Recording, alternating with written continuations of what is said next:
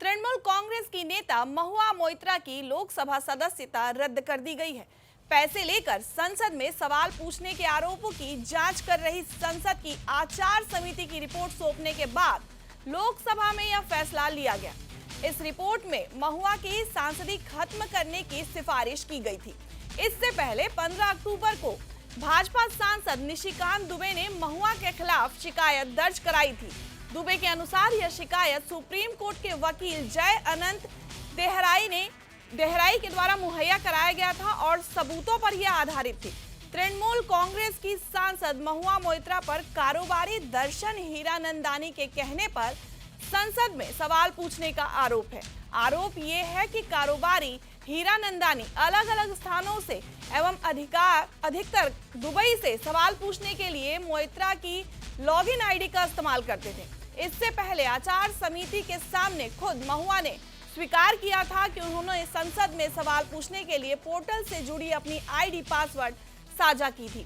आपको बता दें कि आचार समिति के पिछले निर्णयों से पता चलता है कि पैनल अनैतिक आचरण के दोषी पाए गए सदस्य के खिलाफ सदन में निलंबन, माफी या निंदा जैसे कदमों की सिफारिश करता है।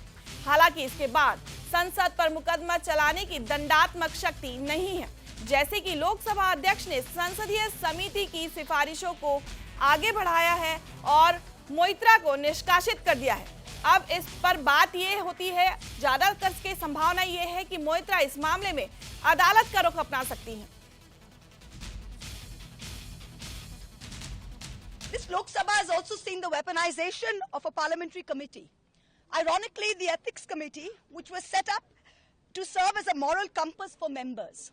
Instead, it has been abused egregiously today to do exactly what it was never meant to do, which is to bulldoze the opposition and become another weapon to talk us into submission. This committee and this report has broken every rule in the book. In essence, you are finding me guilty of breaching a code of ethics that does not exist. The committee is punishing me for engaging in a practice that is routine, accepted, and encouraged in the House. The findings are based solely on the written testimonies of two private citizens whose versions contradict each other in material terms, none of whom I was allowed to cross-examine. One of the two private citizens is my estranged partner who, with malified intention, masqueraded as a common citizen in front of the committee. The two testimonies have been used to hang me. They are at polar opposites to each other.